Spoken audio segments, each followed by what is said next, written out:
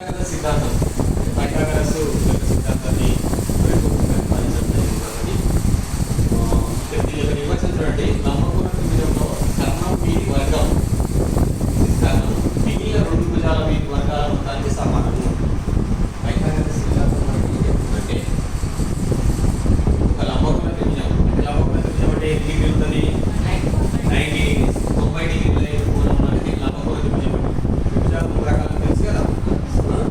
లంబకోణ త్రిభుజము, అధిక కోణ త్రిభుజము, ఇంకా త్రిభుజాల రకాలు. దీంట్లో లంబకోణ త్రిభుజం అనేది 90 డిగ్రీలు, అధిక కోణం అంటే 90 కంటే ఎక్కువ, అల్ప కోణం అంటే 90 కంటే తక్కువ. కోణాలు ఆ త్రిభుజాలు మూడు రకాలుగా ఉంటాయి. మూడు రకాలు మీరు లంబకోణ త్రిభుజాన్ని తీసుకున్నప్పుడు పైథాగరస్ సిద్ధాంతం ప్రకారం లంబకోణ త్రిభుజంలో కర్ణం మీది వర్గం అంటే స్క్వేర్. మిగిలిన రెండు భుజాలు అంటే ఇక్కడ ఒక భుజం ఉంది, ఇక్కడ ఒక భుజం ఉంది. ఈ కర్ణం మీది భుజాన్ని మనం బి అంటున్నాము. అదేవిధంగా ఇక్కడ ఒక ఉంది కదా, భుజం ఉంది, ఒక భుజం ఉంది కదా, దాన్ని సి అనుకున్నాము. ఏబి సి అనుకున్నా సరే, అనుకోకుండా సరే చెప్పొచ్చు. ఏ స్క్వేర్ తీసుకోండి, ఏబి స్క్వేర్, బీసీ స్క్వేర్ అని చెప్పొచ్చు. లేకపోతే బి స్క్వేర్. మనకి కాన్సెప్ట్ అర్థమైతే సరిపోతుంది. మరొకసారి చూడండి. ఒక లంబకోణ త్రిభుజంలో కర్ణం మీది వర్గము మిగిలిన రెండు భుజాల మీది వర్గాల మొత్తానికి సమానము. మొత్తం మూడు భుజాలు ఉంటాయి. త్రిభుజం అంటేనే మూడు భుజాలు. త్రిభుజం అనేది మూడు భుజాలు ఉంటాయి. మూడు భుజంలో లంబకోణ త్రిభుజాన్ని తీసుకుంటాం. లంబకోణ త్రిభుజం ఆధారంగా మనం పైథాగరస్ సిద్ధాంతాన్ని ప్రూవ్ చేయొచ్చు. దీని ఆధారంగా పైథాగరస్ సిద్ధాంతాన్ని ప్రూవ్ చేయడం ఎట్లా అంటే ఫస్ట్ ఆ సిద్ధాంతం ఏంటంటే ఒక లంబకోణ త్రిభుజంలో కర్ణం మీది వర్గము మిగిలిన రెండు భుజాల మీది వర్గాల మొత్తానికి సమానము.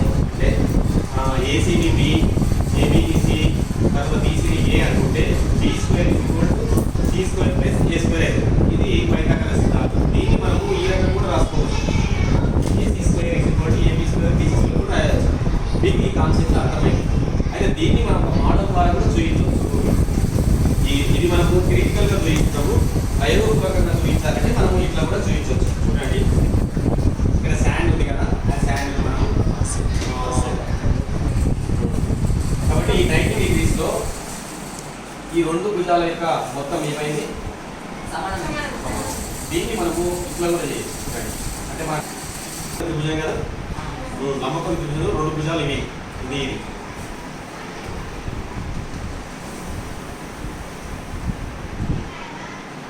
ఈ రెండు భుజాలు ఉంది అంటే ఈ మొత్తం కలిస్తే ఈ మొత్తానికి సమానం, ఈ యొక్క వర్గానికి సమానం అవుతుంది. అంటే ఇది కర్ణం అంటాం. ఈ లంబానికి ఎదురుగా ఉన్నదాన్ని ఏమంటాము? కర్ణం అంటాం. ఈ కర్ణము యొక్క వర్గము ఈ రెండు భుజాల మొత్తానికి సమానము. ఈ రెండు భుజాల మొత్తానికి సమానము అంటే దీంట్లో ఉన్న ఏదైతే శాండ్ ఉందో, దీంట్లో ఏదైతే శాండ్ ఉందో ఇది ఈ మొత్తానికి సమానం అవుతుంది అనేది మనం ఈ మోడల్ ద్వారా తెలుసుకోవచ్చు. చూడండి,